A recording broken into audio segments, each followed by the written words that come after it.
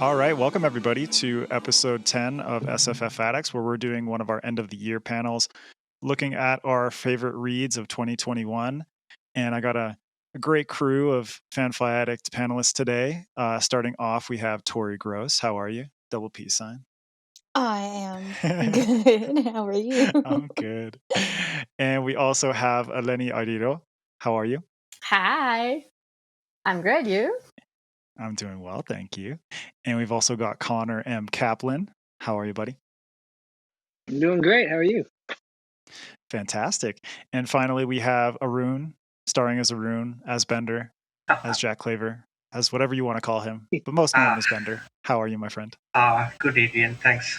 Happy to be here. Been a great Sunday. Yeah. You're going to go watch football after this, right? Oh, yeah. Hell yeah. Kind of like looking forward to my Sunday night football. So starting off, we'll just do some introductions. All of you, Tori and Eleni, have been on previous episodes. With the magic of time, Arun and Connor have been on episode 11. So this is technically their first appearance on the show. So starting off, Connor, if you could introduce yourself a little bit, tell listeners about Connor M. Kaplan. I am a quadruplet. I'm autistic. I wrote a book earlier this year called The Sword in the Street. It was an SPFBO semi-finalist. And as of a couple of weeks ago, I just sent a different book off for its first beta read. Woo! Congratulations, my friend. Nice. And go pick up Sword in the Street. Thank you. Yeah. It's like we gotta pimp Connor's stuff for him because he doesn't want to. And Tori, can you tell listeners who are hearing your voice or seeing you for the first time a little bit more about yourself? I live in Kentucky. I had my first book get published. It's coming out this next Halloween, It's right? kind of a thing. Yes, coming out October 31st of 2022. Yeah. It's called Zodiac Rising. It is a YA fantasy, and it is my baby. I've been working on it for 4 years. I started it during a trip to the emergency room. And yeah, it's been my baby since the dawn of time. No, I'm kidding. No, it's my baby, and I'm so very proud of it. And I actually got signed for a trilogy. So nice. Be on the lookout for Zodiac Legacy and the as of yet unnamed finale to the trilogy. That's so exciting. Congratulations. Yay. Thank you. I also just got my master's degree. So yeah, that's me in a nutshell. It's a good time. Yeah, I mean, and my accomplishments that make me sound a lot cooler than I actually am. I mean, you're an almost published author, so that's pretty cool. You know, it's like you and Connor just making us all look bad. Well, I wouldn't go that far. And Connor, maybe. I mean, SPFBO semi-finalist looking here. Right, yeah. Fancy. He's got that little badge on his book. Yeah. You two are claimed fame. Do they have badges for SPFBO? Yeah, they give you a little badge that you can just do whatever, and like some people put it on their book to just announce that it's like, I won an award. Yeah. Well, it makes sense. Yeah, I mean, it's like you get that far in a competition or you win a competition. It's like, I want to show that shit off. Hell yeah. Yeah. Oh, since Connor didn't mention this, Connor has a book tour coming up. Oh yeah. Oh yeah. With the newly founded Escapist Book Tours. That's going to be dope. Yeah. That's in January, right? Yeah. Yeah. Yes, it is in January. Yeah, I'm really excited for it. And it's going to be dope. Yeah. We're going to say dope one more time. So dope. Sorry, that's my word. Sorry. I haven't heard that word in ages, so I appreciate you bringing it back. Keeping it strong. My friend got me saying it, so I say it all the time. And Arun, if you could tell listeners a bit more about yourself as well. Nobody remembers Arun. He's just so boring. You would not even remember him long enough to forget him. But yeah, but Bender, everyone knows Bender. You could probably find him lurking in like Twitter, Facebook, Reddit. Just search for like bad posts on fantasy and sci-fi, and you would see him at the top of the lists. Yep, that's it. That's good enough about me, Adrian. Cool. So Arun and his alter ego Bender. And Eleni? Bite my shiny mellow ass. That's dope. So dope. And Eleni, if you could tell everyone a bit more about yourself as well. Hi, well, I'm the Greek who lives in Italy and studied in Scotland. That's my only tagline. And I am on a sabbatical currently before I start a Master's of Research into SFF. So I'm taking the time to read all the books I can read. And Studying attend to before His you have to Majesty study. figure, of course. Yeah. Well, Eleni's dog studying. is a little cutie. He's a little fluffy cutie. Grumpy old boy. The old gentleman. The old gentleman. How old is Figaro that you call him an old gentleman? Figaro turned 14 this September. Okay, so yeah, he is an old gentleman for sure. He is an old gentleman. Like he takes the title seriously. And he even has a time that he wants to go to sleep. It's It's like, I don't want to do anything else. It's my bedtime. I'm out of here. I swear, nobody told me that dogs grow habits as they grow old. I've never, like, he's my first dog, so he's getting this many like grumpy old man habits, and it's amazing. Everyone loves routine, and the older you get, the more routine becomes appreciated. You know, That's it's like when you start your life and when you end your life, routine is key. My son is just like, I can't function without routine. You know, and my life is a disaster fair. without it. Yeah, it's my bedtime. I'm gonna cry because I'm not sleeping. What the fuck? That's fair. I get that. To sleep. Same. So we'll start off if each of you want to reflect a little bit on the past year, some of the highlights, whether that's book related or just life in general. We'll start with you, Connor. This year's been pretty great, not gonna lie. I published a book. I joined this community, which is awesome. And then I wound up writing the 200,000 page, just sort of like, or not page, words, 200,000 word. It's like, damn, a 200,000 word book that I'm huh? just really excited about. Yeah. Dude wrote an encyclopedia. It's like, you just like outpaced Robert Jordan in a single year. Yeah. Oh. Robert Jordan Just who? like- Brendan Sanderson who? Yeah. Connor M. Kaplan, bitch. Oh, it's only 700 pages. Don't worry. Yeah, only Okay. 700. Only, he Jesus. says. A chonky boy, Yeah. as Crystal No, I wrote Matar it in would like say. 6 months. It's fine. Beautiful. And now you're going to be doing a book tour Yeah. next year, so Yeah. man, Really excited I'm for that. super excited. That's awesome. Yeah, I mean, props to you for writing a book, publishing it, and then writing a sequel. It's a Yeah. monumental task, but Yeah. you did well, my friend. It's Yeah. really cool. Thank And you. I think and I joined FanFiAddict as well this year. Me too. Did all of you join this year? Who's been around since earlier than 2021? Yeah. Well, Tori, we'll go with you. What are some of your highlights from this year, since you've already been from FanFiAddicts since before 2021? Wait, For the year. did I lie? When did you join? Hold that thought. All right. Gotta There's do gonna the be mental an math. email from Boss David like, hey. Why don't you remember when you joined FanFiAddict? God damn.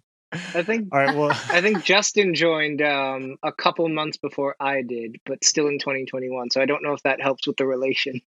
yeah. I lied. You. Oh.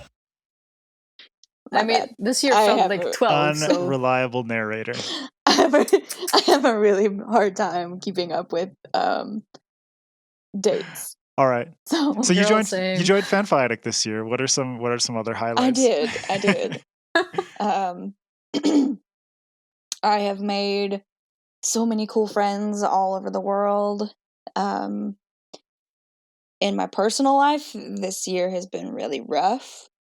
It's just been a really challenging year. Mental health wise, I've had a lot of situations with my kid, and it's been a rough year. My mom was really sick for a while, and she's still not fully recovered. I did get a nephew, so that was good. Yay. He is adorable, and he looks like Danny DeVito. Oh my god. She's already one then. My niece turned 1, so she is so much fun. So it's been an up and down year, very much so. I did talk about kind of the highlights earlier, but like I said, I have a book. I got my degree. I re-enrolled in school. So yeah, it's been a hell of a year. And you got a lot to look forward to. Yeah. I do have a lot to look forward to in 2022. So I'm saying that's going to be my year. Yeah, well, all sad things aside, you know, you're here with us, and we're really happy to have gotten to know you, all of you. I'm super happy to have met you. Aw. Yeah, I mean, this year's been beautiful. I mean, I started a podcast. This is why we're all here. Yeah. Yeah, You did. so that's You cool. did. Yeah. Yeah. And joined FanFiAddict. It's just kind of this like weird spiral of joined Twitter in January. Decided I was gonna write some book reviews and sort of dip my toes in the book community on Twitter. And then Justin was actually the first one that I came across, just randomly. And I was like, oh, his name is Plothead. That's cute. And He's very proud of that. It was good. And Beautiful. then discovered FanFiAddict, and then just wrote David and asked him if I could write some reviews. And then things just snowballed from there. It's like, cool. Started in May, started writing reviews, decided I wanted to interview authors, did that some more, and then started the podcast, and I'm super happy that I did all that, you know. And in the meantime, I've been watching my son grow, and it's terrifying and awesome at the same time. Being a parent is a fucking roller coaster, but it's a beautiful ride. And a first-time parent. Yeah. Oh my god. Second one's gonna be a breeze. It's like it's like your older brother was a crazy little boy, but I love him. And he just started walking, and it's been exhausting, but at the same time really cool, because he waddles around like a little penguin, and my heart melts every time I see it. Yeah. He's ready for mischief, though. Oh hell no, he's been ready since the day he was born. He's just wait until he gets to be a teenager. That's when it all just kind of I'm screwed. I'm so screwed. Oh no. But it's fine. That's like, you know, I got a good decade until shit you're starts good. hitting the fan. You're good. He's okay. Just not looking forward to puberty, but whatever. It's rough. I can imagine. It's It was rough for me. I'll It's tell like, you. I don't know how it's going to be to like witness it externally, someone going through puberty, but it is what it is. Yeah. We'll move on to Arun. If you can tell everyone a little bit more about your highlights from this year, some things that stood out for you. Well, like I was actually like going through my emails to actually figure out when I joined FanFiAddict, and it was this year. It wasn't in 2020. I kind of like See, another liar. Yeah, exactly. We're all I liars. kind of like started the whole thing. Perhaps I should have not stopped saying this. I should have just claimed I was back in 2020. But no, I was like watching like TBR Con 21, like in Jan this year, and probably Feb I dropped David an email, and he was like, yeah, after a couple of interviews, rituals, joined FanFiAddict. It's been a pretty good year for me. I've never been like a blogger. My entire Twitter over the past 3 years was like 4 posts and 0 followers.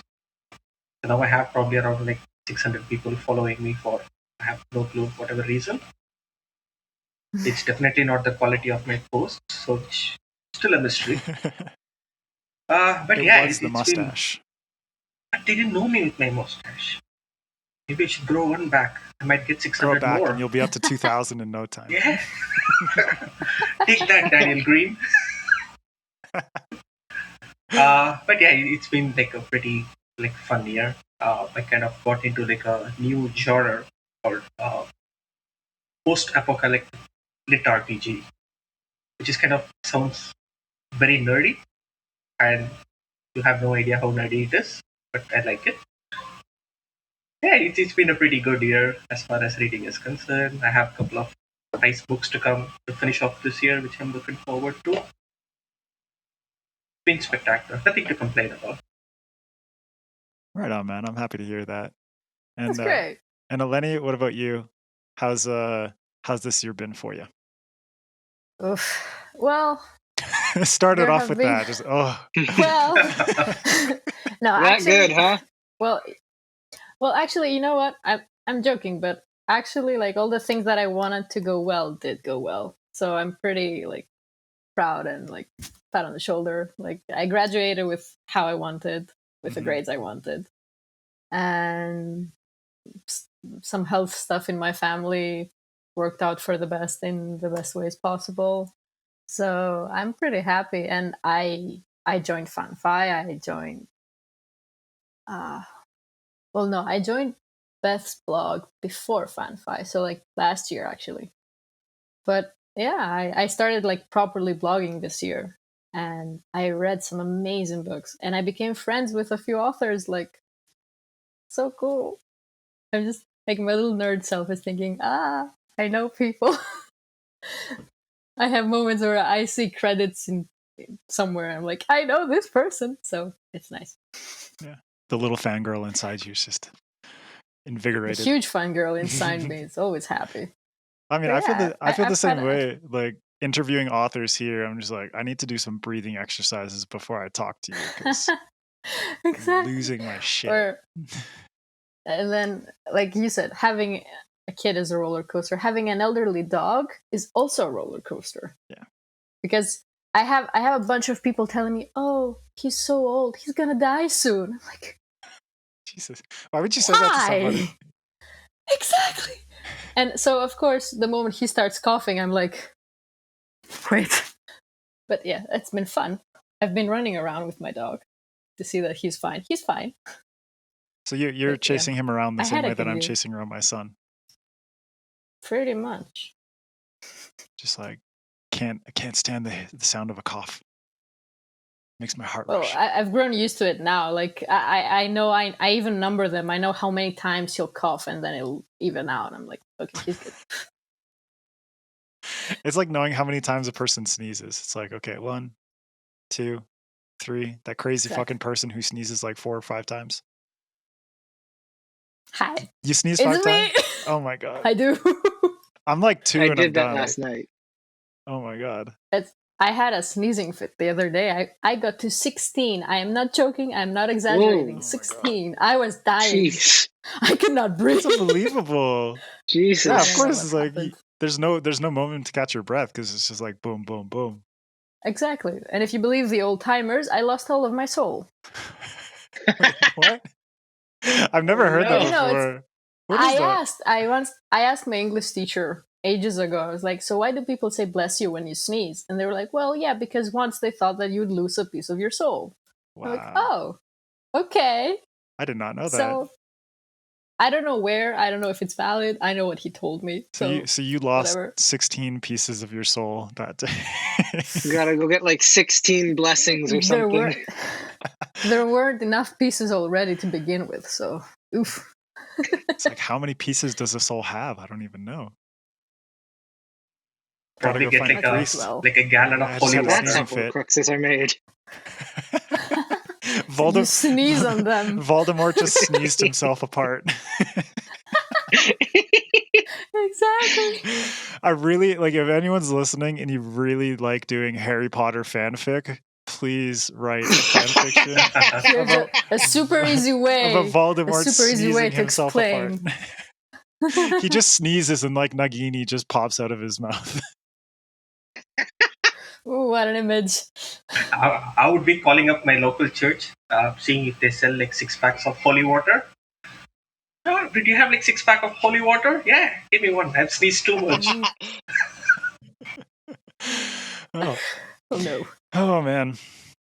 All right, guys, it's time. We're gonna dive into our favorite reads of the year. So we'll be going one by one. Just tell us about one of the books that's on your list, and we'll take turns. And if anybody has some commentary, if it's a book they want to read or if it's something they've already read and they want to give a little bit of input as well, go for it. So we'll start off with Connor. Give us one of your favorite books of the year. In I think March of this year, I read Fortune's Fool by Angela Board, and it just blew me away. It was the first time I'd read anything with like strong romantic elements that actually clicked with me. Up till that point, everything I'd read that was romance, I was not vibing with it, and so I sort of like I wasn't sure if I wasn't sure if I was the right fit for the genre, basically. And then I read this book, and I'm like, do I like romance? Like, it just like it had me like rethinking a lot of stuff. And it's just Am I a romantic? Did it happen? Yeah, basically, it's just like I've never felt this way before. Like, it was really new and it was really cool. It blew me away. It has some of the best first person writing I've seen in like a long time. It's sprawling and somehow also intimate, and it's just like, oh god, I loved it so much. Has anyone else read Angela's work? No, I I've heard actually the title, but I haven't read it. I have it right here. Oh, beautiful. I have it on my TBR. I think it did pretty well. I in love like, this cover. It did pretty well in like Swiftbo, right? A couple of years before. Yeah. I think last SPF year. 5. Yeah, 5. Yeah. So 2 years ago. Yeah. Yeah. So Angela's been on the podcast before, but it's on my TBR as well. It's really good. Yeah, I'm looking forward to it. And that covers, like you say, it's really beautiful. It's got a very classic, like 90s fantasy kind of vibe to it. I'm thinking of like Robin Hobb covers from the 90s. Oh yeah, it reminds me a lot of Robin Hobb, like just the book itself. I think that I've spoken to Angela a few times, and Robin Hobb was definitely an influence. Nice. It's very descriptive. And Angela loves food, so if you love food, then if you love food and romance, go check out Fortune's Fool. Awesome. And Tori, do you want to give one of your favorite books of the year a bit of praise? Yeah, I will start with the trad pub that I read this year. I haven't had a whole lot of time to read, but I have read like 10 books this year, I think. So I'll start with trad pub. I did read Red Rising finally, and I thoroughly enjoyed it. I have not started the second one just because I'm still kind of salty about the ending of the first one. So I love that you use the word salty. First of all, it's beautiful books word. do that. But yeah, I'm a little salty at you, Pierce. But other than the end, I get why he did what he did. But what about the book? Doesn't mean you have to like it. Yeah. But what about the book itself? Did you enjoy? It's really hard to pinpoint something in particular because it was just all so good. Like, I was crying in the first chapter. So, I mean, that doesn't say much because, but was so well written, and it was so, I don't know, it was so, the pacing was so right. Like, that's just the best word that I have for it. Like, the rightness of it was just perfect. And we got David. Hey, we got boss! what a What's going cameo! on, yeah, guys? David's joining us. Tori Whoa. Tori was just telling us about why she liked Red Rising. I would love to hear more. I love Red Rising myself. All right, keep it going, Tori, and then whoever else has read that book can jump in and give some commentary as well. I was talking about the pacing, how it just felt so right, because there would be like lulls, and then it would just be boom, boom, boom. So I really, really loved that. I loved the balance of, the slower moments, and then the action, and then I don't know. It was so well written. He has such a way with words, and it's so impressive. And I don't know. It was great. It was just great. Well, I personally, I got a lot of shit in the FanFiAddict Twitter thread because I just said honestly that the book doesn't call to me in any particular way. So not that I have any hate for Pierce Brown. That's totally fair. But I think Arun like sent something that, oh man, you're gonna get like crucified. I remember that time. Adrian. I was in the corner with you. I was like, hi. Yeah. I'll hide behind you, but I'm the same. No, you just sulked in my shadow and let me take shit. I mean, I supported you from the back. Related, I haven't read Red Rising either. Whispers of support. Sorry, Arun? I haven't read that series either, but I just don't like calling attention to myself because I know pretty sure like, David's going to like abuse me, send like online abuse. Everyone just threw me under the bus. I mean, I really love the series, but it's not like something that I'm going to bash somebody over the head for. Yeah. I mean, I don't think there's like really any series that like I'm gonna be one of those that goes, oh my gosh, you haven't read that? You should just go off yourself. You're done. You're out of here or whatever. Like Damn, people, David. well, people take it to extremes. Yeah. Like I swear, maybe in the book community because I've had to like unfriend people for certain things like that because there'll be certain series where I haven't read that say have been out for a decade, and I'll literally. And honestly, I mean, a couple of people have poked the bear a few times in our blog about it, but have been nicer about it. But don't you dare poke the bear. I've just like gotten, where I'll get spammed for not having read something. Like whether it be Wheel of Time, whether it be say Abercrombie, or anything. It's kind of crazy because there's people just kind of stick on you and they'll continuously do it. Kind of like our buddy Radagast, whenever anybody reads anything by Ryan Cahill, he just has to come and troll you about it for no apparent reason other than I guess he just doesn't like Ryan. And Ryan called him a lovely name the first time he came across him. And it's been a fairy tale romance ever since. So it's just a beautiful vendetta.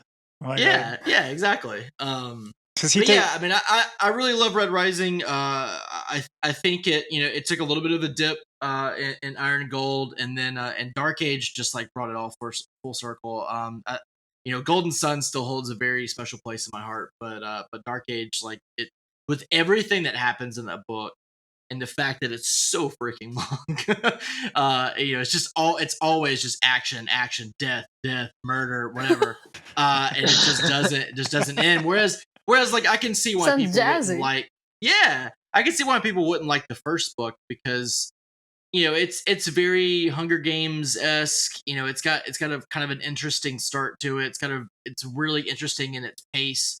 But I think as that book gets toward the end, you start really building up. Okay, this is where we're gonna go from here.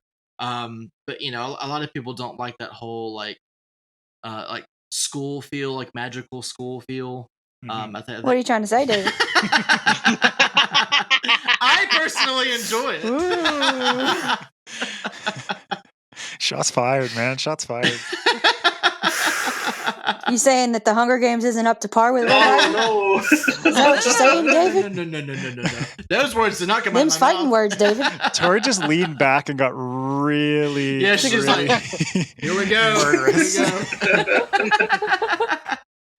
No, I think the Hunger Games I books. think I'm gonna have to engage in some fisticuffs with our fearless leader.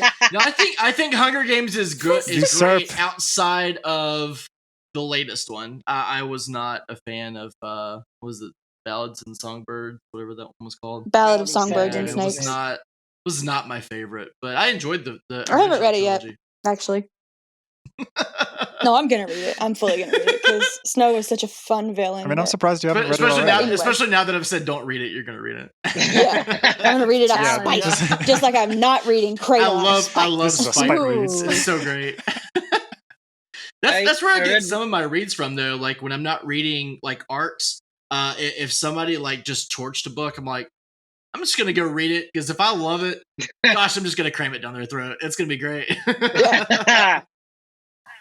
May I just say That's why Sorry. May I just say that last comment is so incongruous with your look right now because you have all the light behind you. You look holy, but that last comment was so evil at the same time. It's just like the antithesis it's beautiful. Yeah, I know. It's not even sunny outside. It just happens to all be on my front window. There you go. David and his holy look. Well, since we're on you, buddy, The do boss. you wanna jump in with one of your top reads of the year? Yeah, I mean, I'll jump right in. I don't know if it's been mentioned yet, but Shadow of the Gods by John Gwynne. I mean, it just continues to be the read of this year. I mean, there have been a couple that have been close. We're talking Empire of the Vampire by Jay Kristoff was fantastic.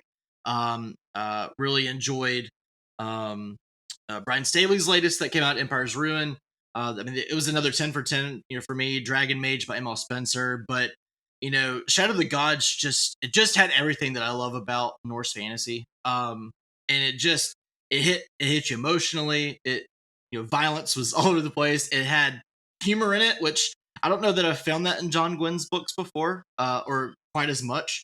And it actually had me like DMing him while I was reading it, going, "Okay, you gotta tell me like where this story came from because it's hilarious. It's something like he would tell his kids, What an angel. And I think a little bit of it, is just that that familial thing. I think we had just had our daughter about 6 months prior, and there's a whole familial thing in that book, and I think it just resonated me with the whole the parent like taking charge and trying to protect their young one, and I'm just like, oh my gosh, that's totally me. But yeah, that one just, it continues to stay with me. I mean, and it's not just because I got blurbed on it, but it is my favorite read of the year. Just gonna throw that out there. Do you want to read the blurb, Eleni? Oh, let me find it. Hold on. It's on the hardcover. It should be on the back. I'll have to, like... see, I have the UK edition, so I might not have it. That's sad. Well, my copy is waiting upstairs. See, I'm sorry. I'm in Italy. It is next on my TBR, The Shadow of the Gods. I don't have it. I mean, we only had 8-10 reviews on it over the summer, so it's not like I'm the only person who really enjoyed that book this year. But well, has anyone else here read it? Eleni, have you read your copy?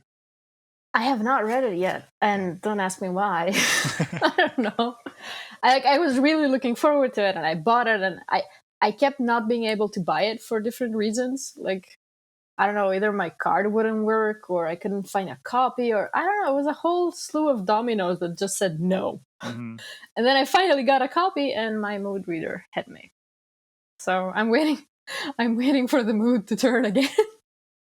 I thought it was like one of those things where, like, Eleni had been sitting on her Pariah review for who knows how long. So I think she's just been sitting on Shadow like since she bought it. I was like, actually, I probably already read it. I just forgot. Dude, that review, I actually I started writing it, and then I needed to add some I don't know, a paragraph or something. And I said, okay, I'll do it in a moment because I need to do something. And then I left, and in my brain, it was just done, completed, and you published it already. And then I was sitting, what was it, yesterday I realized? Or the day before, I was like, hold on.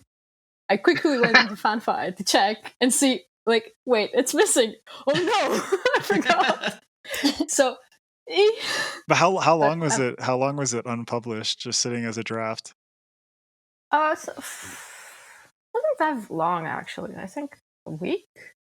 I think I wrote it on Monday. It was about 2 months, I think. No, I think I wrote it on. I think I started writing it on Monday because I finished it last week, so it's fine. It's not that long. Come on, guys. Okay, so you wrote it over 2 months, and then you forgot to publish. No. Trying to keep going. Like, I need to add an extra quote here. I need to reread and make sure I can find the right quote that really gets getting the book was such an adventure that doing the review should be just as big a venture, actually. So True. You do it on purpose. Everything's on purpose. Do I, or does fate do it to me? I don't know. That's very ambiguous of you to say. That's very Greek of me. Oh. Well, Eleni, what about you? If you want to share one of your top reads of the year. Well, let's start big, shall we? Hey. Look at that beast. Hey. Wait. So this shiny, beautiful piece of literature and chunk, I had the greatest moment with Beth because I read book one, what was it, November of last year, I think. And then I loved it. And then talk about the arcs for this one, for Master Artificer, started coming out. And by Justin T. Call, I just realized you can always see me. Talk about the arc started coming out, and people were like saying, I wish I'll get one, and I'm hoping to read it. And it hadn't even crossed my mind that I would ever read something in advance, because I had just joined FanFi at the time, and I hadn't been that active on Beth's blog on Before We Go, so I wasn't expecting anything. And then one day I think Beth was saying, oh, I'm so excited for this, I'm gonna read the arc, and I cannot wait. And I was just saying, I cannot wait for it to come out so that I can read it, because I was expecting publication date reading. And then I got a DM from Justin Call, and he's like, somebody told me that you really liked book one, and would you like book two? And I was like, yes, thank you. Absolutely. Like, it was Beth. Like, she came in like the star she is, and she was like, hey, this girl likes your books. So it all happened, and I had an arc, and I was like, oh my gosh, this is my first arc. So I was freaking out, of course. Keeping it cool, but freaking out. And then I sat down and I blew through it because it's amazing. It's book two in a series about a Dark Lord. So it's like baby Dark Lord coming into his evildom. So it was great because like book one starts sort of, it could feel, you could say, YA-ish in a sense, like there's a school setting and there's an adventure, and you see that it could be epic fantasy, but it's contained.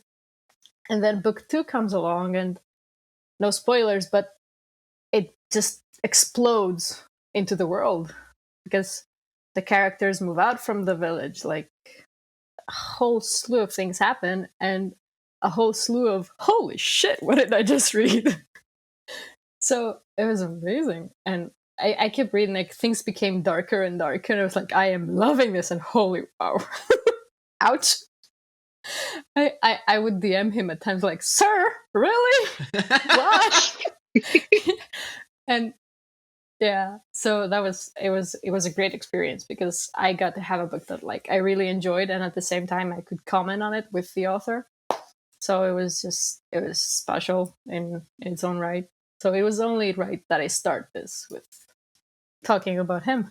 And it spoke to you. It spoke to you the same way Shadow of the Gods spoke to David. It's like, this is me. I'm a Dark Lord in the making. My villain origin story is just around the corner, yes. But like, you joke, but it's the same. Like the protagonist, he learns by doing and by trying things out for himself. And I was writing to Mr. Call, and it was like, that's how I learn. So I kind of get him, but then the more like his decisions become darker and darker and, eviler and eviler, I'm like, I'm relating too much to this. Hold on. Something's not right. Yeah. But let's not dwell on this. Better not. Has anyone else read Justin's work?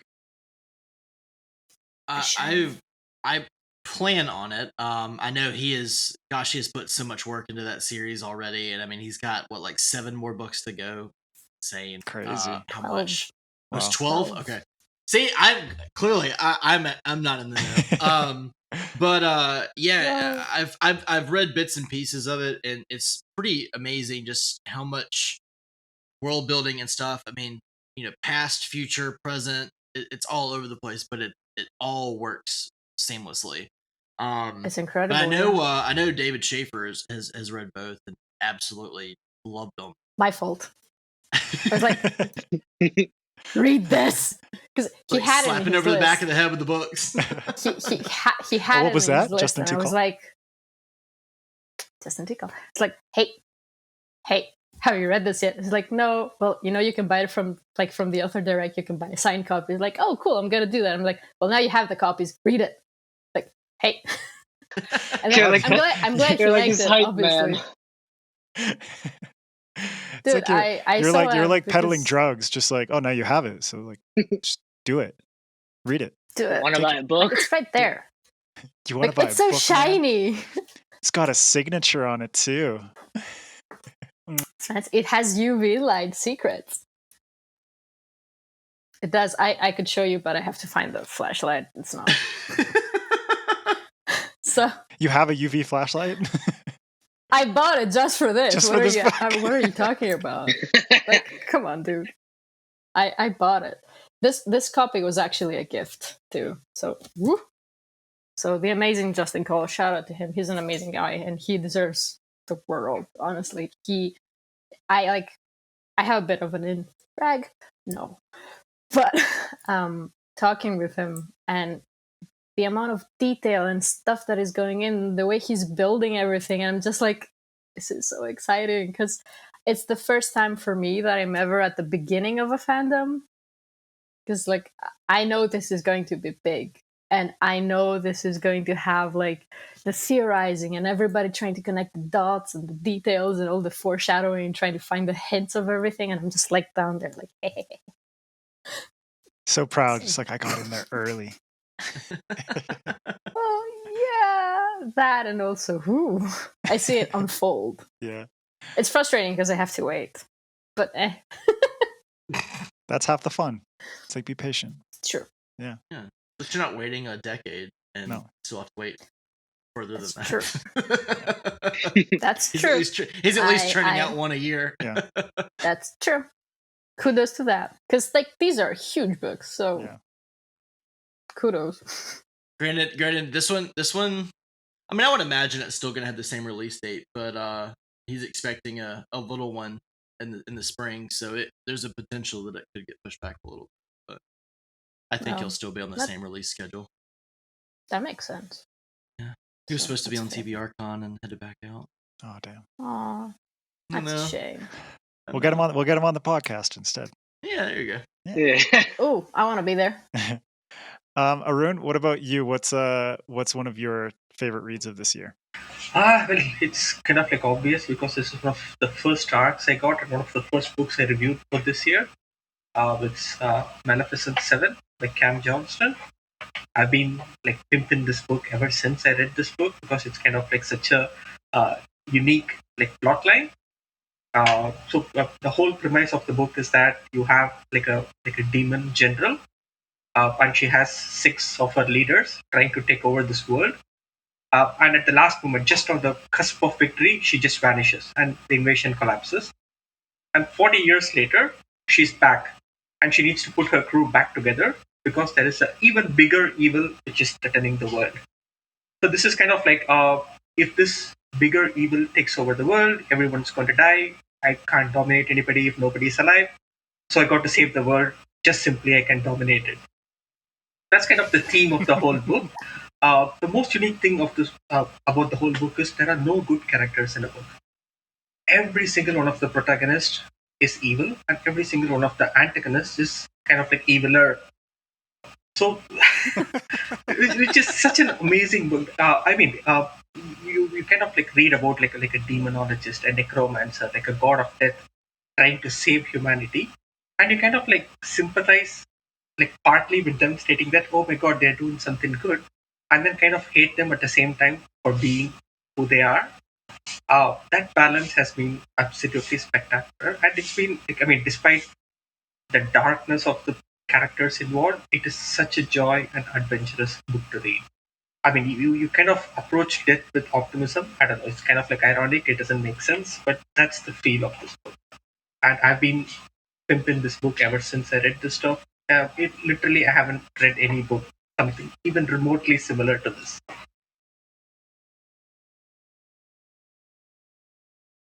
No, it's a Magnificent Seven. No, it's kind of the Magnificent Seven, the Akira Kurosawa's, but just with like evil and eviler people. There are no good people in here. Everyone's objectives is suspect. It's such a roller coaster fun book. Nice.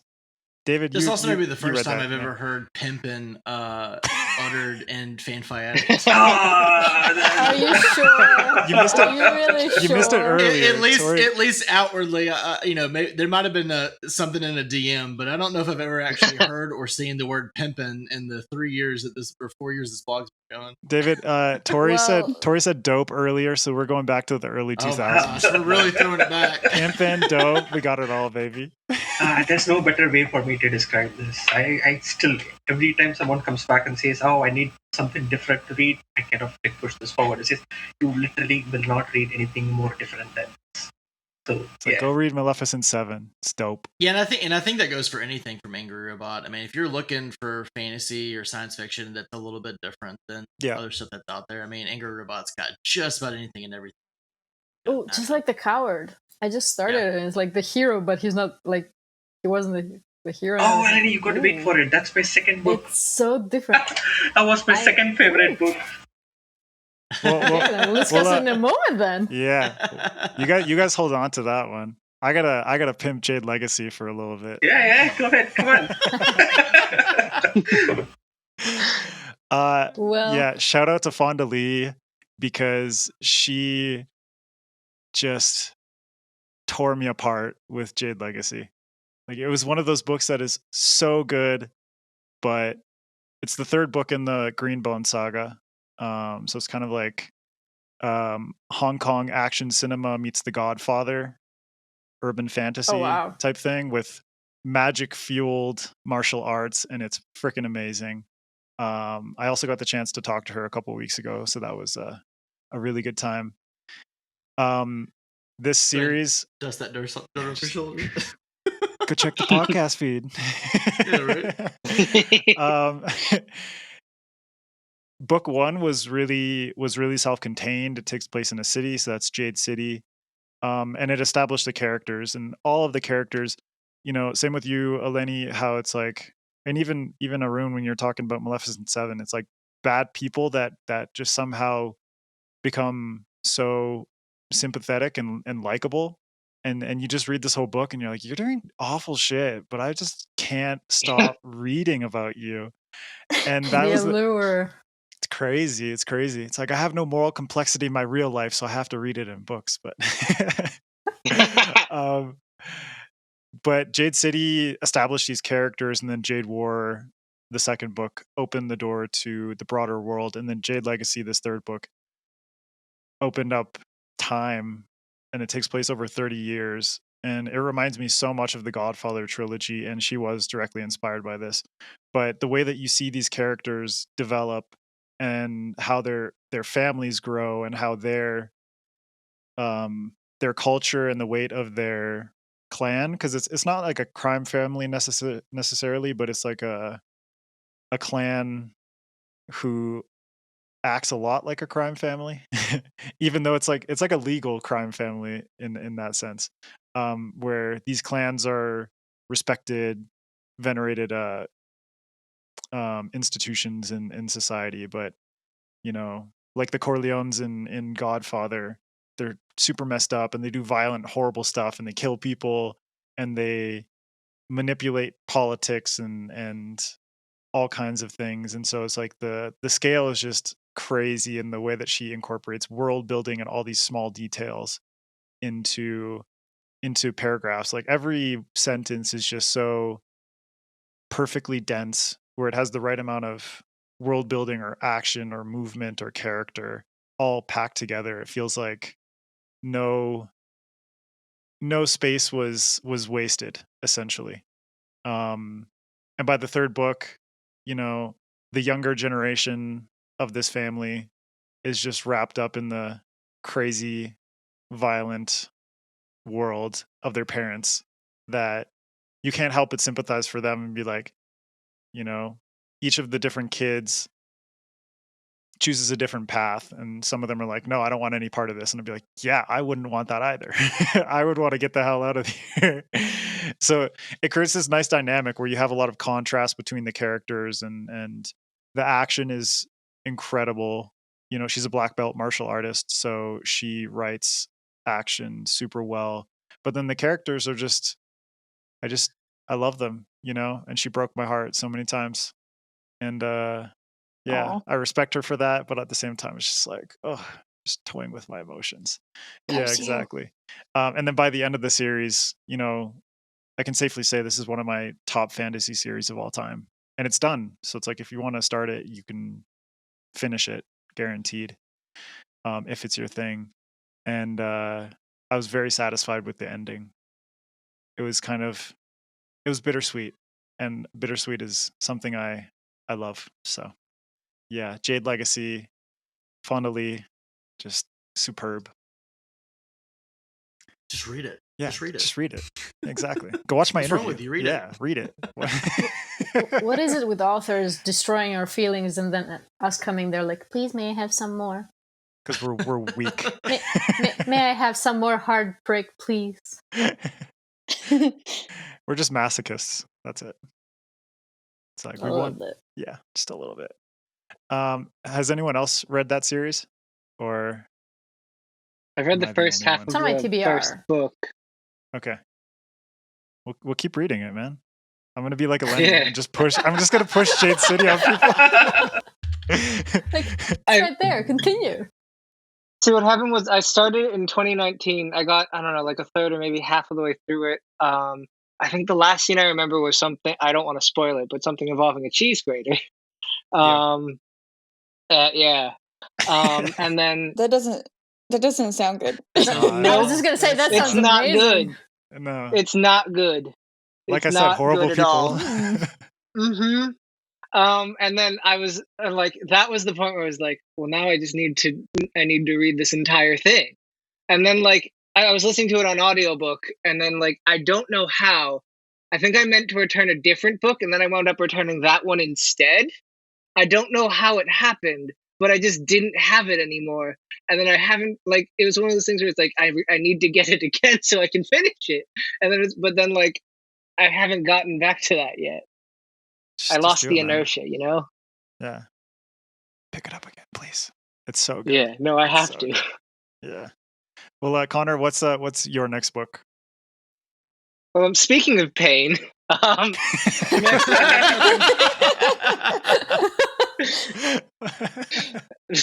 next book on my list was Legacy of the Brightwash.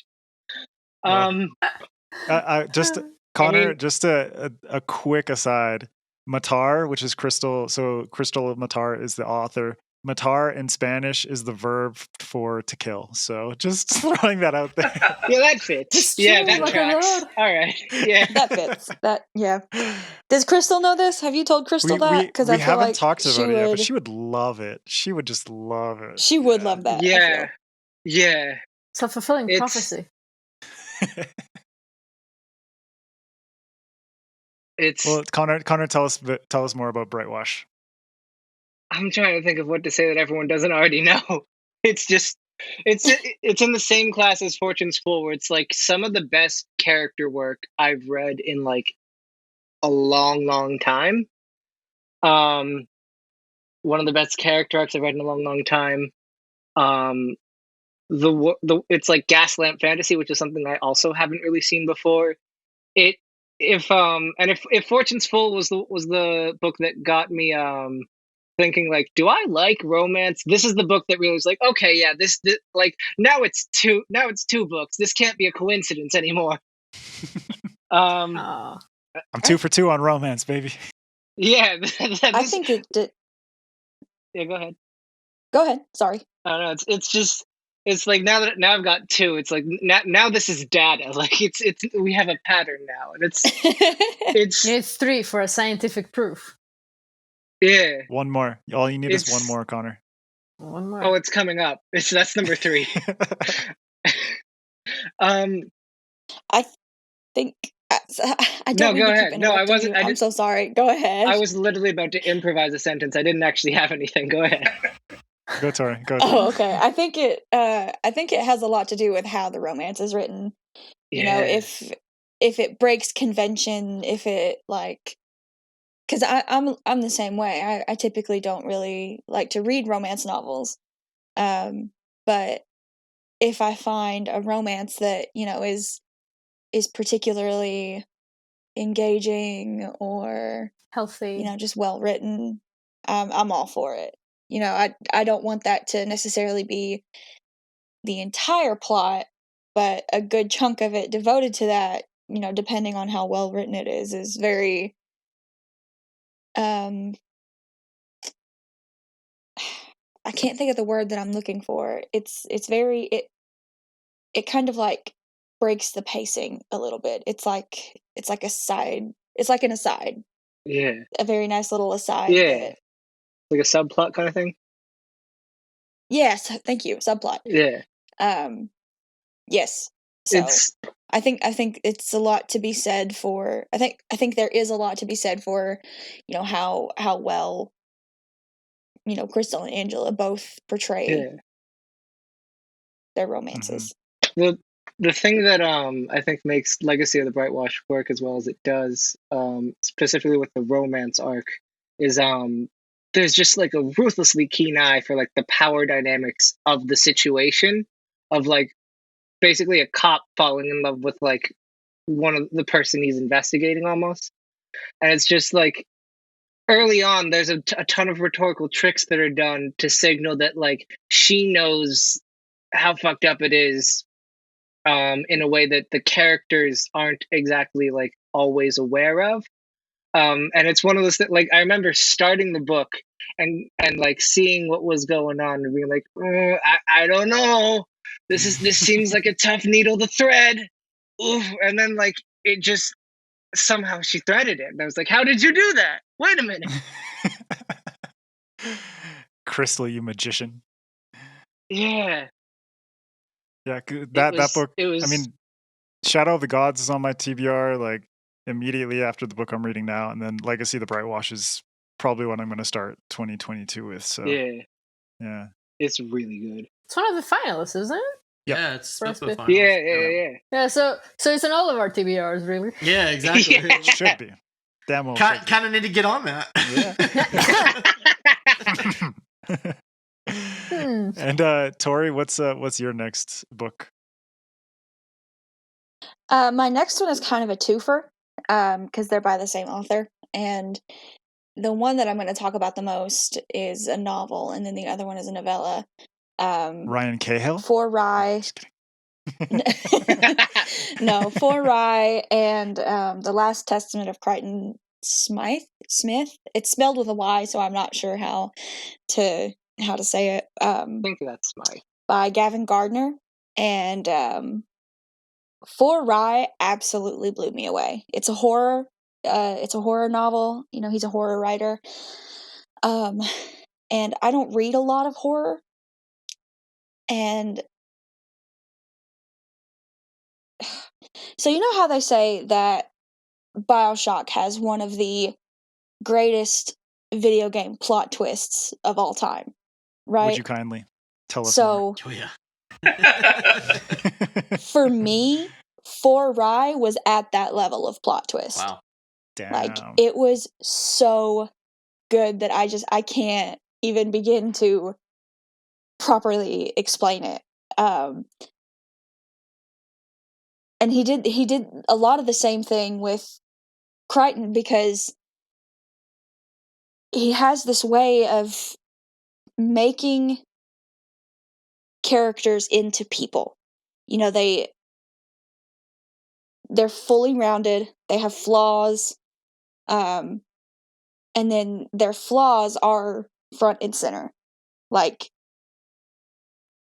he like plucks apart this notion of, you know, good people being pillars of this community, and he like takes them down bit by bit and then just reveals them to be the nasty little shits they are.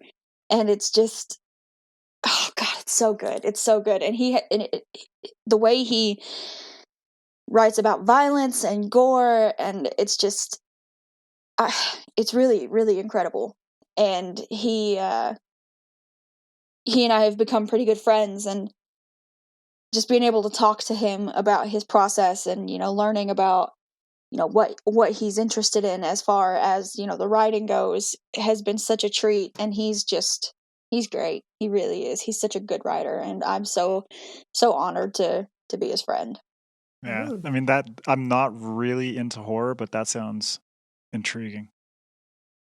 It's all psychological horror too. Perfect. Oh, Like, those are the I'm best not real kind. big on like body horror and like torture horror and stuff like that, but Splatter stuff.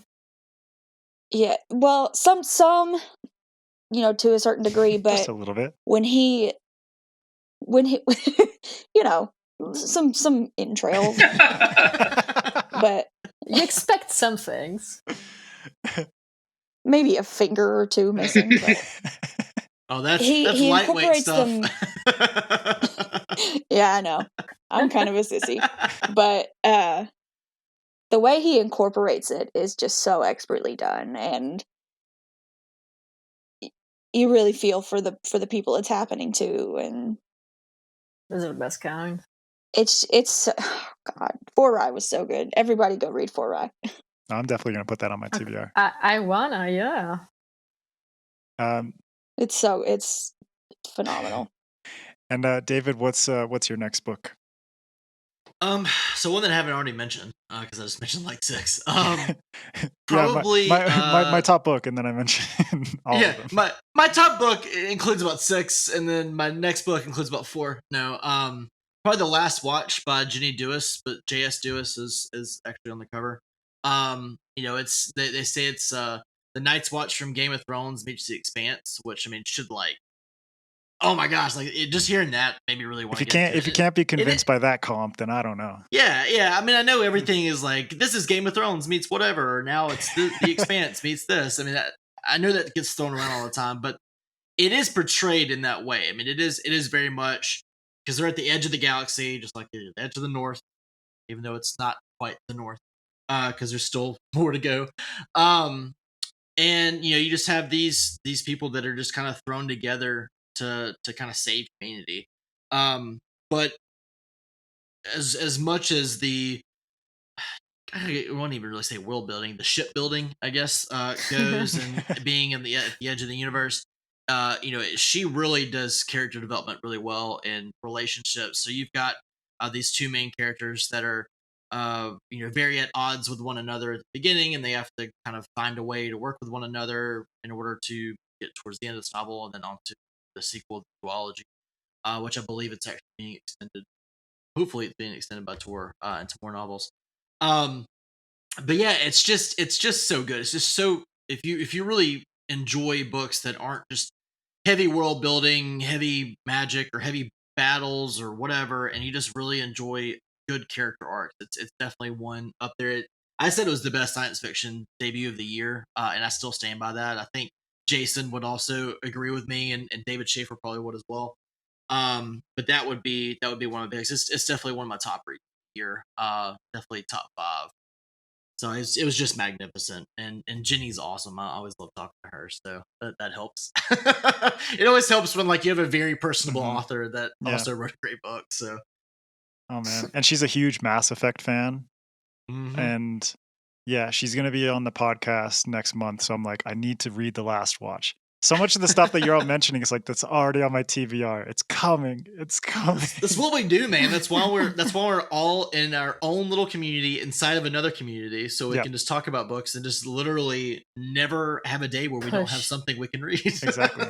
Bubbles within bubbles, man. Sometimes we have too much. The choices. Pretty much. It's too much. And hey, guys, I'm sure y'all heard my daughter screaming a second ago. Clearly, she wants my attention, so I'll have to deuce off. But I'm glad I got to jump on for a little bit. Yeah. So thank y'all so much. Well, you got in a good It was a solid cameo. you got in like 8 recommendations for this year. Yeah. So you guys are good. You condensed everything. Exactly. Just a quick boom, boom, boom, boom, boom. Yeah, and we've That's got why you're the boss. Yeah, and we've got the most anticipated list coming up. I've got like over 100 books already on it, so we've got more books to add to the TBR. So, Dang, so dude. y'all just stay tuned. But y'all enjoy the rest of your chat. Enjoy the rest of your Sundays. Thank you, buddy. Thank you. I'll see y'all You in the too. Twitter DM. All right. See you soon, buddy. Bye, guys. Bye. Bye. Bye. All right. Eleni, do you wanna get in here with your next book? Sure, I'll go in with my next chunk because why not? Just So this is chonky.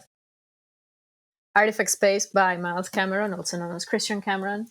He is a great guy. Like, you follow him with the writing fighting videos and such. I became a fan of his without even reading any of his work, thanks to TBRCon last year, because I went on for a panel for, I think it was Sebastian de Castel, because like he was a favorite author, and then I was like, oh, okay, and then I found him and I was like, I need to read everything by this person ASAP, because he was so pleasant and funny, and I was like, okay, I need to see his work. And this is his sci-fi debut, and it was an incredible book. I bought it right before I left for my summer vacation in Greece. So I had it with me there, and I brought a bunch of other books, and I was deciding which book to read next. And I think I wrote a tweet about it, like, these are going to be my next reads. I don't know which one to pick next. And a bunch of people from FanFi were like, read Artifact Space. Like, a bunch of shouting towards, like, Artifact Space. I said, okay. And I was super glad I just blew through it in a few days, because it's such a wholesome book. Like, you wouldn't expect this, but it's such a wholesome book. It's about Markham Barrow. She is a delightful protagonist. Not because I relate to her.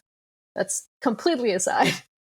But because she is socially awkward for a bunch of, like, she has a difficult past. So then the story begins with her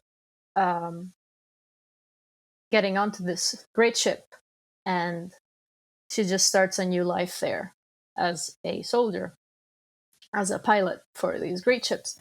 And I am a sci-fi newbie, let's say, because I prefer it in a visual medium, so like TV and movies and stuff. Like, I love it, but I don't love reading it, because I've had past experiences with, like, really science heavy and politics heavy stuff, like social commentaries, and it was I would not even be able to tell you who the authors were or which books they were, but I started with them, and I was like, oh, this is heavy for me. So I sort of let it slide, and I left literary sci-fi to the side. And then with FanFi and getting into more adult fiction, I said, you know what? No, I need to start and find some sci-fi that I like. And this was the first one that I read this year, and just blew me away, because it's not science heavy in a way that drags, and it's really character driven, because Cameron wanted to show, like, also the slow moments in between, like big missions, because these are big interstellar missions, because these great ships are like traders, so they go from one end of the universe to the other to trade with this alien race. So there are big chunks of time, like months at a time, where nothing is happening. So there's just the routine, the military routine, training and flying out and coming back in, and then occasionally trading, or occasionally finding a planet, or occasionally being attacked. So he really writes that well, like the way the lulls in between of big action. They're slow, they're boring, they're repetitive. And at the same time, I was never bored. I never found it, like, dragging, because there were character moments to die for. I love this character. And there was also a romance subplot that snuck up on me, literally. And I'm like, I was not expecting this. Where did you come from? And why do I love you so much? It's like right in the field. Like, oh, I'm so attached. These two better make it out alive. That's how all the good romances are, though. This one's for you, Exactly. Connor. Like it. Yeah. Like it was so well written, and it's so pure because you have this character that she learns again how to connect with people and how to depend on them, because like, you know, the great ship is a big team, it's a big family, and there are so many different characters, they are so well fleshed out. I was reading, I was thinking, these are side characters and I know more about them than I would from some protagonists from another series. So I just had a great time with it. And there were so many, like I said already, like wholesome, pure moments of just wonder. Because Mbaro gets the trade, and there's this one scene that it's possibly one of my favorites because she, minor spoiler, she goes down to a planet for a date, basically, with someone. And she gets into this, I guess a bazaar sort of place, like a marketplace. And she's flooded by the marketplace ladies who are trying to sell her new clothes and food and stuff. And she's having the best time because she's discovering like the peace and enjoyment like of the different cultures and dancing and the haggling, like that, you know, friendly haggling that is fun, and just it was so pure and beautiful. And I thought, oh, this I can get behind because there's action, yes, there's moments of great tension and suspense and, you know, alien fights and spaceships and destruction and explosions, but those are very small moments compared to the character moments. And I'm a very character driven person, so I love this book so much.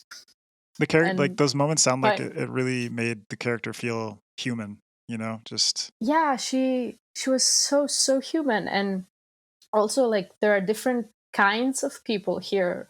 Like, there's my favorite character, Dorcas.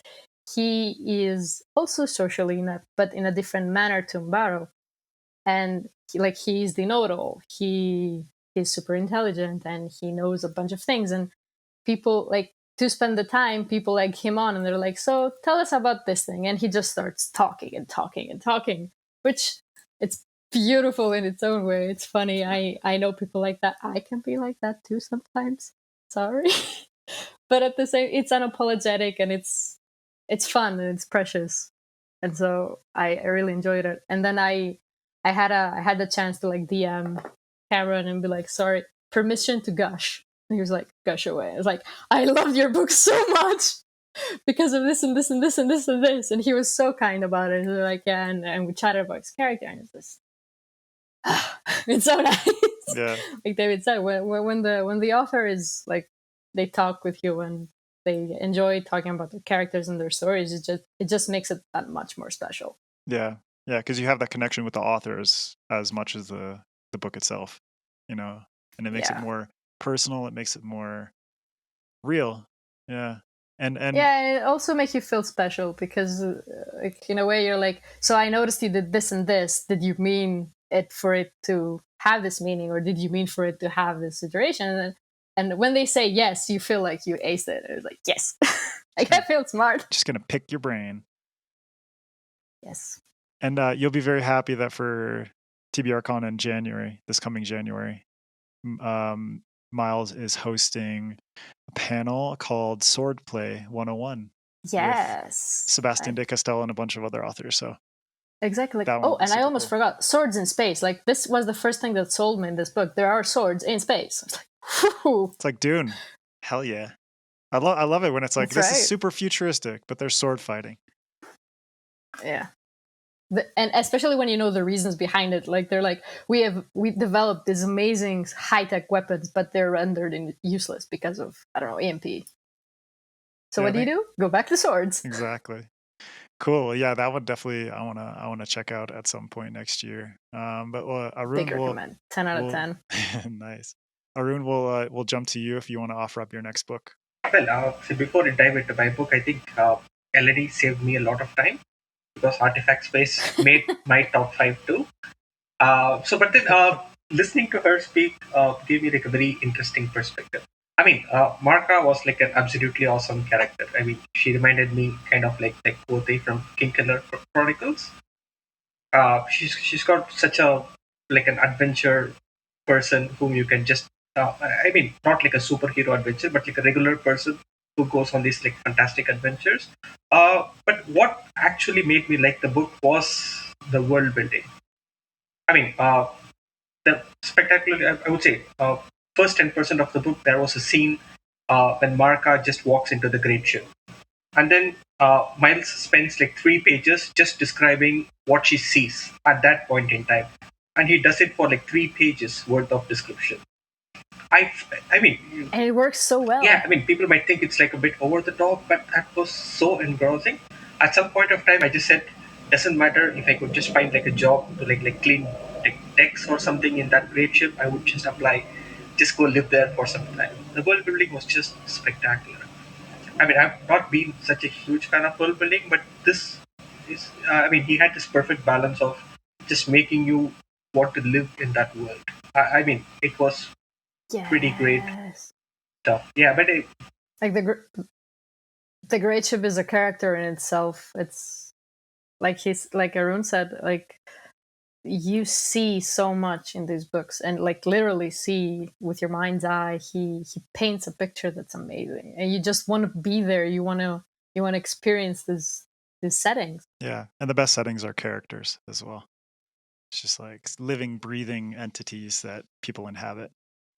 And my next book is actually fits right into that. It's both sci-fi, but it also has amazing world building. It takes place on a generation ship.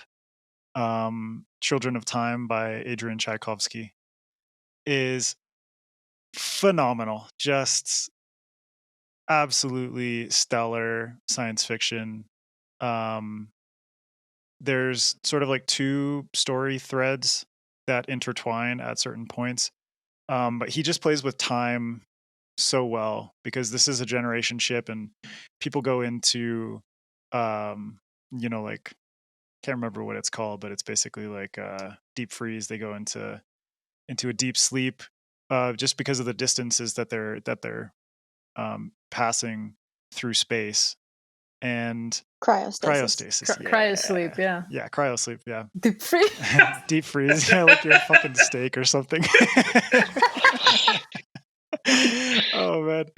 But it's paired really nicely because the generation ship feels like a place where all of the flaws of humanity are boiled down to its most core in this generation ship, where it's like people are butting heads. Sometimes there's conflict, sometimes there's cooperation, and all of it through the lens of this one character he's kind of like a historian of sorts, and he's tasked with recording the history of humanity. And the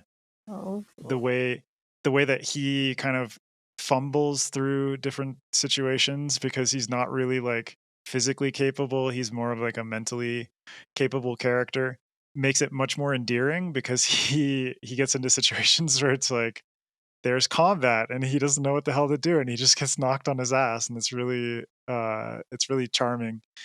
But at the same time, the counter storyline is a planet that humanity had found in generations past and found it habitable, so kind of like in the Goldilocks zone of habitability for a planet. And they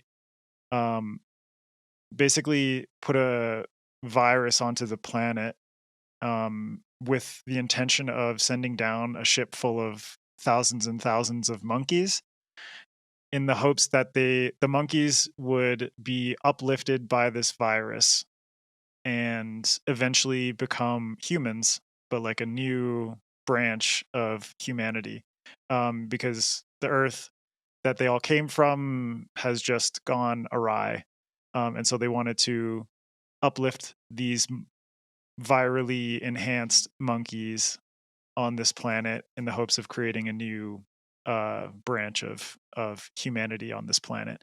But the monkeys don't make it. And what happens instead is spiders become the uplifted species. And Adrian Tchaikovsky is so detailed and so passionate about insects and arachnids and all this small world that we see on our planet, but he just blows it up and makes it amazing. And he puts so much thought into the history and the world building and the biology of these spiders and creates a society for them, you know. And because he uses time as a storytelling method, you jump through different generations of the spiders, the spider civilization. Nice. In conjunction with the generations passing on the generation ship. So every time there's a leap of time in the generation ship, there's a leap in intelligence and the advancement of the spider civilization. And so it's like seeing how they create cities and how they create different transportation systems using webs and all of their biological technology is just mind-boggling. It was so cool. And the characters is crazy. It's like I sympathize with spiders. Like I didn't. I'm very character driven as well, but I just came to sympathize more with the spiders than I did with the human characters for the most part, because humans are just such like messy shits a lot of the time, but these spiders were so even though they have a lot of their own issues and conflicts and stuff like that, the characters that he established, just because of the biology of spiders, he kind of created this idea that like an identity would be passed from one generation to the next. So even though this generation has passed and that spider has died, that identity has carried on. And so you have this like multi-generational perception of what this character is like and what they've learned from the past generations just through the transfer of genetic information. And so it's just mind-blowing and it's so cool. And the way that the spiders communicate, you know, they communicate through like thumping the ground vibrations or like vibrating or like rubbing their legs together in certain ways. So he's thought so thoroughly about all the ways in which these spiders would essentially become like a dominant species and a civilization on this planet. And then the conflict between the spiders and the humans is so satisfying. And there's a second book called Children of Ruin, and I cannot wait to read that book because Children of Time was just so freaking fantastic. So I've never like I look at spiders in my house and I just don't look at them the same way anymore. I just look at you and I'm just like, oh man, like the things that you could be, the potential of this little creature. It's crazy. Yeah. I love spiders. No, but I've heard so much about this book, but then I dislike spiders so much that's the only reason I haven't picked it up yet.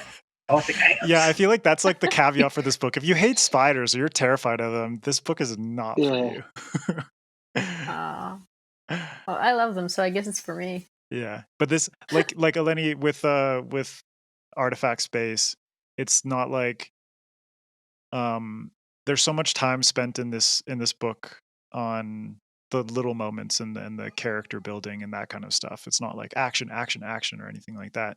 And the world is so thoughtfully fleshed out that, you know, it's the kind of science fiction that you can really just dive into and bathe in and just become immersed in. So yeah, I love Adrian Tchaikovsky's work, but this was like my introduction to his more hard sci-fi stuff, and it was unbelievable. So yeah, I've only read like Guns of the Dawn by him, and it was different than what I was expecting. So I haven't tried more of his other books yet, but that sounds like really cool. So I'm gonna have to give it a go. It's worth checking out for sure. All right, we're gonna do I think one more round or so. Connor, what's your final book? It's Miss Percy's Pocket Guide to the Care and Feeding of British Dragons. By Quenbe Olsen. It was so fucking. Yeah, it's so fucking good. Oh my god. It's okay. The pitch is It's in my basically TBR.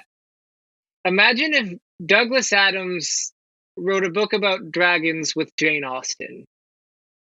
That's basically the book. And the dragon is a cat with wings that can sneeze fire.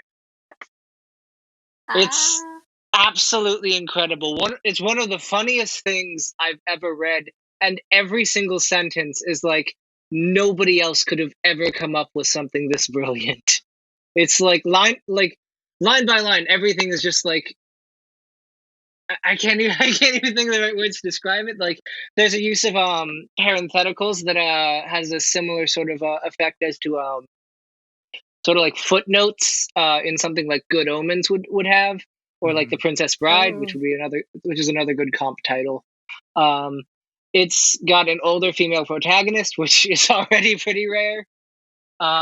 It's absolutely incredible. I can't even think of like a better way to describe it. It's just someone inherits a dragon, and I get hijinks ensue. It's insanely good. It's Are there romance elements? there are romantic elements. Yeah, it's not like primarily a romance, but there are elements of that in there. Yeah.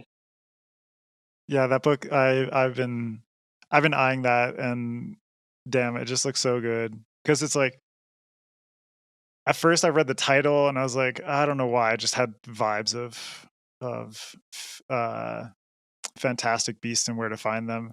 I was like, no. Yeah. It's like I shouldn't let that sour my perception of this. Yeah. And so I looked deeper and it's like, no, this actually sounds really cool. Like I checked out the first few pages on Amazon, just in the little preview it offers. And like you Yeah. said, already it's like the writing style is The first line. super funny. It's so good. Yeah. Yeah, I was think following the I have author. the first line. I think Sorry. was the first. I think it was Great Uncle Forthright was dead and Mildred's toast had gone soggy on one side. Yeah, it's just like And it's just like I don't like you're just immediately like hooked. yeah, like I don't like Victorian literature that much, or like Elizabethan Yeah. literature. So Jane Austen, I got burnt out by English literature university courses. You know, no fault to those Yeah. authors. It's just me personally. No, I get But it. I read that line, I was just like, yeah, just yes, you know, like that's what I wish right. Jane Austen was. You know, it's like Yeah. I want some fucking soggy toast, and I want some dark sarcastic humor, you know, dry sarcastic humor, that kind of thing. So Yeah. It's really good. has anyone else read that book? I haven't. It's on my TBR because I was following the author from before she published it, because I think there was a giveaway and I wanted to read her other book, which for whatever reason I can't remember the title because that's where my brain is at. But anyway, oh, sorry. I'm sorry, Pemby. But I was following her as she was writing it, and every time she would give a snippet or she would talk about it, I kept thinking, this is something I really want to read. This sounds fun. So the moment it was published, I just bought it, and it's waiting for me. Was the book you're thinking gotta of read it. Was it The Firstborn? No, Or it was something to do with the there's dead. The Firstborn, The Bride Prince, The Half Killed. The Half Killed. Yeah. No, I'm just like Like checking that out was in my her TBR for Goodreads. ages, and I followed her. Yeah, I followed her from there, and I stayed for the dragons and Miss Percy. Right on. And Tori, what's your final book? That's such a hard question. Also, after this, I am probably gonna have to duck. No worries. I'm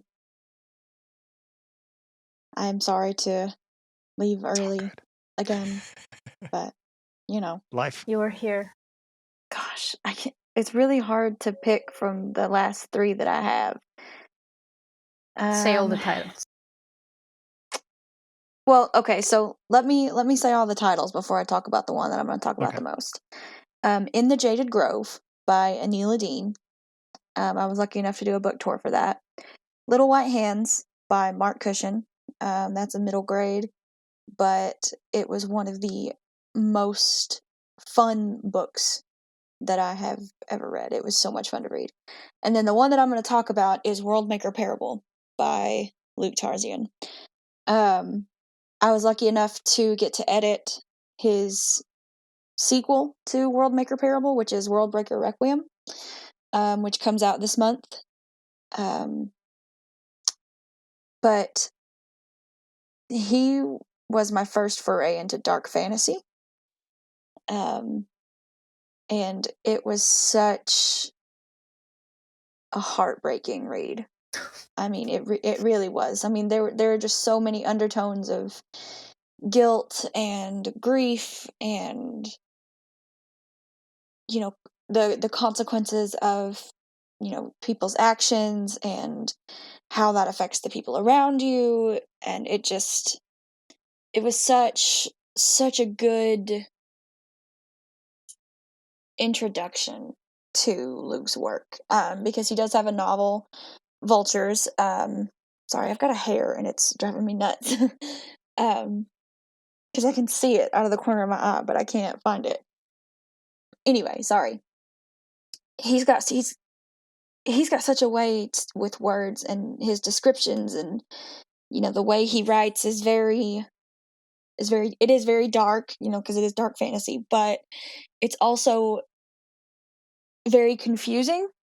And I say that in a good way, because he presents so many questions throughout the book, and that when you finally get the answers, your mind is like completely blown, because you don't see the wrap up sort of coming the way it does.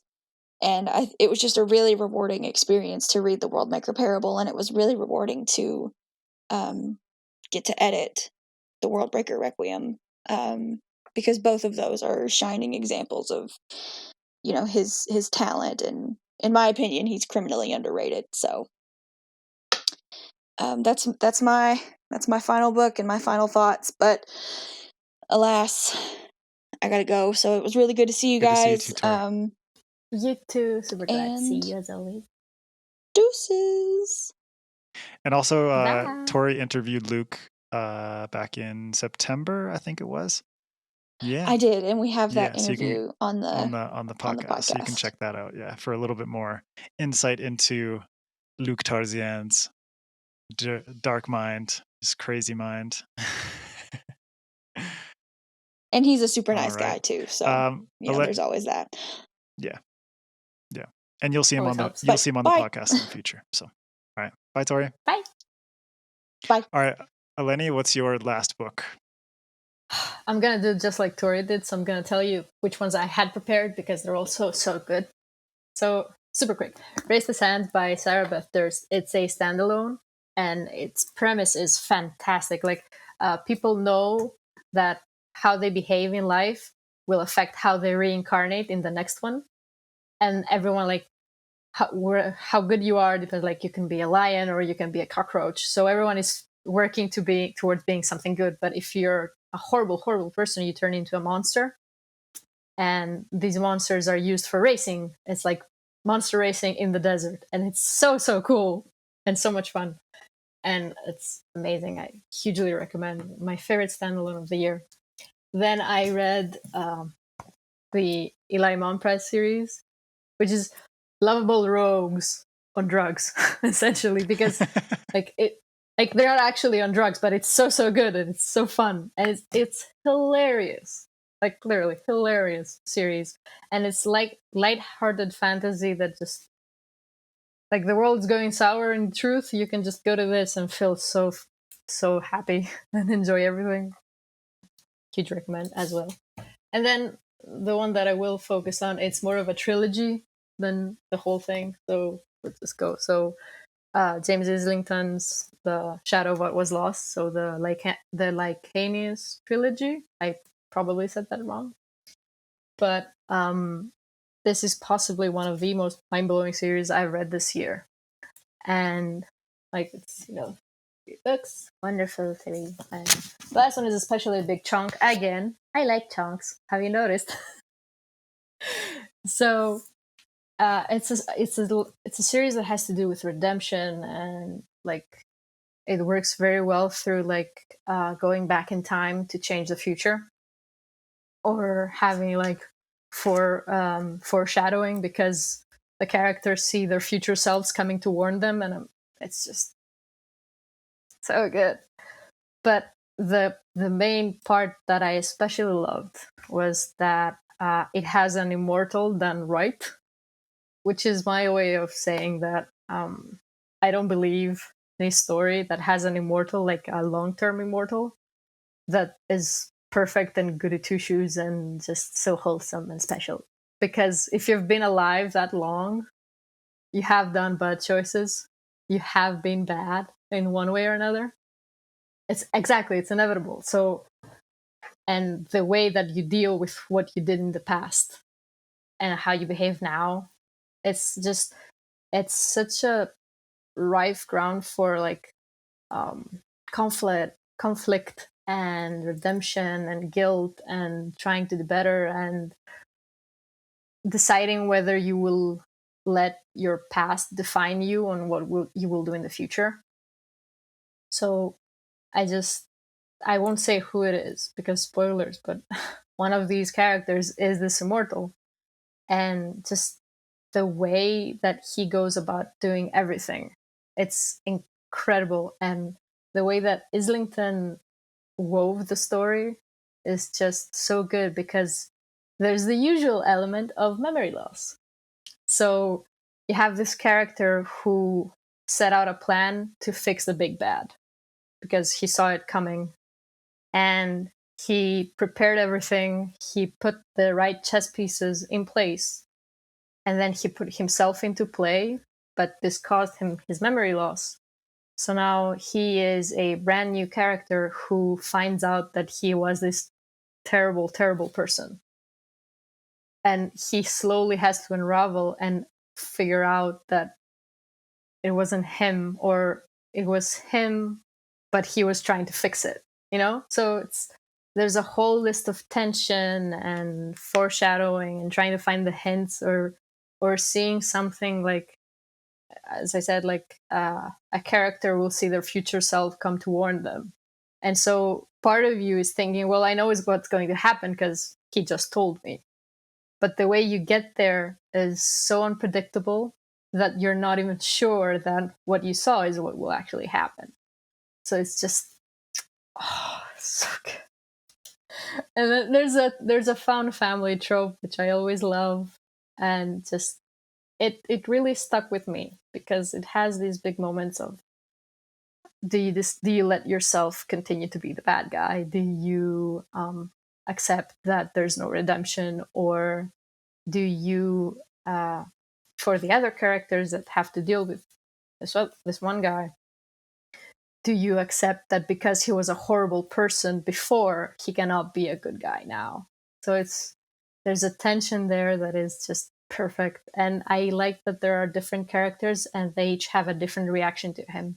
So you have the first one that's like, yeah, he's redeemed, let's go, let's do this. The next one who doesn't accept this as easily, and the third one who just says, no, you were horrible then, you are horrible now. So, it's just, there's so much there.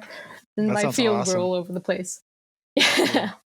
And it's cool because like you said, I love it when there's this complexity of figuring out a character, but having the perspectives of other characters sort of create a more dynamic whole of who that person is. It's like all these characters view them in a different way, and it means that person is more interesting and more deep, if you want to go that way. There's like so much, there's so much there that's waiting to be unraveled. Yeah. And you just never know who the real villain is. And at the same time, you have the villains, but the way that they relate to the good guys, it's so complicated because they are other immortals, so they knew him in a past life, so they love him from this past life, but now they're at odds, now they're enemies, and it's just, another part of your soul is just left there because you're like, I know these people were close, but now they are against each other. It's just, the angst. And it's like you've already sneezed out so much of your soul. What do you have exactly. left? Like there's nothing left. How am I feeling so much? Oh man. Arun, if you want to name two, I guess we'll call them honorable mentions, and then dig into your last pick. Yeah. So my two honorable mentions would be Never Die by Rob J. Hayes. So if you're looking at a kind of like a Crouching Tiger, Hidden Dragon kind of like Wuxia book with a lot of like martial arts masters, like fancy names of people like the Whispering Blade. I mean, they're all like martial artists. This is one of the books you should definitely read. It's a light-hearted kind of like an anime feel to it. It's just brilliant. The other book is kind of like a big friend of Rob Hayes, but who writes a completely different genre. Blackstone Heart by Michael Fletcher. This is kind of so Michael Fletcher has got his kind of a history of being the most grimdarkest of all the grimdark writers ever. And Blackstone Heart kind of touches that. It's kind of like grimdark in a fun way. You don't really like get into like tortures and like entrails and like fingers being chopped and nothing of that sort. But he kind of like manages to like gross you out with the context of this book. It's pretty damn spectacular and one of the few grimdarks I actually enjoy reading. It's just like a different flavor to grimdark. Having said these two, the one which I wanted to talk about is like Reaper or the Cradle series. It's been a huge favorite of mine. Personally, I consider Cradle to be the ultimate comfort read series of all time. So it's like if you grew up on Goku and Dragon Ball shows, so this is kind of very similar like vibe to it. So it's one of those series where you call like the genre is called like progression fantasy, where you get like a protagonist who's kind of like a weakling who's like a nobody, and then he just develops on the progress of the path of getting stronger. And as each book goes, he gets stronger. The world around him becomes stronger, and enemies become like grander. Scope gets wider. So over a course of 10 books, the scope kind of like creeps out organically, and every book is just pure fun to read. I mean, it's just like watching like Goku or Gohan like fight their way across like Piccolo and the others. It's just amazing feel good pattern. Every time I just feel like I need like a break from books, or I just need to like hit something which just gives me like pure fun, joy, and happiness. I kind of like crawl back into Cradle. And Reaper is probably the latest edition, like book 10. And it's kind of like one of the best books in the series. Because I mean, Cradle has got like a really active fan community. So we have our own Facebook groups where we discuss like fan theories, what's going to happen, whose power is what, stuff like that. And Reaper kind of like it's kind of like a milestone book where many answers to fan theories and like the conspiracy stuff actually get explained in a book. Unfortunately, we just have 2 more books to go before the series comes to an end. But then, I said, if you're a fan of anime, if you grew up watching Dragon Ball Z, this is something which you really need to get into. I just like it so much. I've been meaning to read that series. I love how you refer to it as a comfort read, and then you say, "I just crawl back into Cradle." Yeah, you crawl back in the cradle. Yeah, that's pretty much it. Just so comfortable. Wordplay. Cool. Well, I'll name my 2 honorable mentions. First is The Fall of Babel by Josiah Bancroft. Loved that book. Just really appreciate his approach to humor and sarcasm and using the world building as fuel for both humorous moments but also character relationships and character development.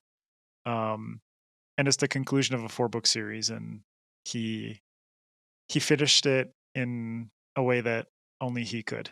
It's it's absurd, and the whole series is absurd, and I love it for exactly that reason.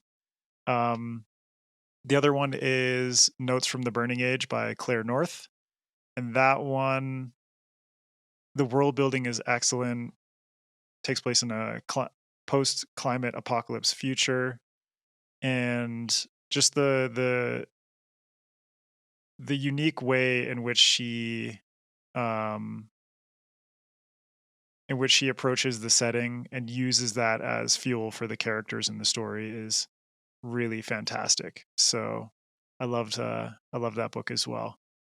And then for my final pick is A Master of Jinn by P.J. Lee Clark. Excellent book, really, really good. I love that he uses early 1900s Cairo as a setting for his alternate history steampunk world filled with jinn and other magical creatures, and the way that he uses history to enhance the story is unbelievable. He is a professor of history, but just the amount of research that he puts in and the amount of dedication and nuance that he puts into the world, whether it's the ways that characters speak to each other, the dialect or the jargon that they use, the food, the clothing, all these different little touches and nuances, but also the history of the magical creatures and the folklore and how that ties into the story. And then to top it all off, it's a detective story, and I love detective fiction, and it was a really satisfying detective narrative with all the clues peppered in at just the right moments, little red herrings to pull you off in the wrong direction, but all of it coming together towards the end with a very satisfying twist that left me wanting to read more, even though I know this was a standalone book, but that's totally okay. So yeah, that's my top pick. All right, so just before we close out, since we all had our honorable mentions, but Connor didn't get a chance, now is the time for you to pimp a couple more books. Yeah. So earlier this year, I read The Last Unicorn by Peter S. Beagle, which is one of the only books that I can claim like every single sentence is exactly perfect. It's just it's insanely good. Even just from the point of view of like sentence construction, it's like anyone who wants to write anything should probably read this book, because like I mean, I've never read a book that was that close to just like absolutely perfect for everything that needed to be. And then the other one was Zero Saints by Gabino Iglesias, which is a horror novel. It's a really short book, and it's written in Spanglish. It's another one where it's like the language use is just brilliant. It's terrifying. There's like, even in the points where everyone's safe, you have this feeling of like there's something coming. There's like this looming terror underpinning everything. It's absolutely brilliant, and I love it. Cool. Yeah, I've been meaning to get into Gabino's work, and Yeah. just the fact that you just casually drop it's all written in Spanglish makes me so much more enticed. Like, I want to read that. I had to. I've taken like Spanish 101 like 4 times before I learned I had a language learning disability, I guess. So like I was never able to progress. So like, but the book was so good that I wound up like on like Google Translate for half the book. Like, all right, what is he saying here? Or I'm just really trying to stretch that 101 class. Like, all right, I think nosotros. I know that one. That's weak. Okay. Yeah, I mean, now that I was like you before, just struggling with language, but now that I've been living in Ecuador for 5 years, it's like That'll do it. I'm more immersed and fluent in the language. So that sounds super cool. Just like curious, because where does it take place? In the Southwest or something like that? I think oh god, I'm trying to remember. I think it's on like the Texas border kind of thing. No. most of his works concern like immigration and like crossing a border, usually with the metaphor of like crossing a border being like a metaphor for the space between like the normal and the supernatural. It's really good. That sounds fantastic. It's really, really good. It does. Man, we've all read some amazing books this year. We have. Just like hands down some awesome stuff, and Yeah. hopefully for everyone listening, tons of fuel for your TBR stuff that you can add on there, As we and a lot of always do. and a lot of diversity too. So it's different genres and Yeah. different authors and different backgrounds. So thank you all for jumping on here with me, talking about 2021, basking in the glory that was this year, and closing out. If you could let listeners, viewers know where they can find you on social media, or in Connor's case on Amazon, all the booksellers. Yeah. So Eleni, we'll start with you. Where can people find you? People mostly will find me on Twitter. That's where I'm most active for book stuff, at Eleni _Argyró, which is ARGYRO. And I also have an Instagram at the words we read, every word separated by an underscore. There are lots of book pictures and mostly Figaro pictures, but I'm not all that active there. So yeah, if you want book stuff and active person and shenanigans, you will find me on Twitter. And I review for FanFiAddict and for Before We Go blog. Thank you for having me and for letting me rave about these books without actually saying what these books are about. Like, the more I think about it, the more I realize I said nothing of the plots. And just But that's the whole point. This is amazing. Please read this. So I'm sorry to all the authors, but I hope that this promo sort of helps, even though I said nothing about the books and their plots. No, but you sold them in just the right way, especially by calling In them the chunky feelings. boys. Yeah. Chunky. Yeah. I love the chunky boys. Eleni's chunky year. Cool. And Connor, where can people find you, and where can they buy Sword in the Street? You can find me on Twitter at the M Kaplan. I do have the same handle on Instagram, but I'm almost never on there. And you can find The Sword in the Street on Amazon. Yeah. Cool. And go check it out. It's very good. Yeah. It's great. And Arun, what about you? Where can everyone find you? Or I should be referring to you as Bender because that's your public persona. Yeah, no one can find Arun. He doesn't exist. But yeah, Bender, you can find him like mostly on Twitter, Facebook, Reddit, Instagram, everywhere. Just as Bender. If you see like a blue robot with a book like icon, that's me. Cool.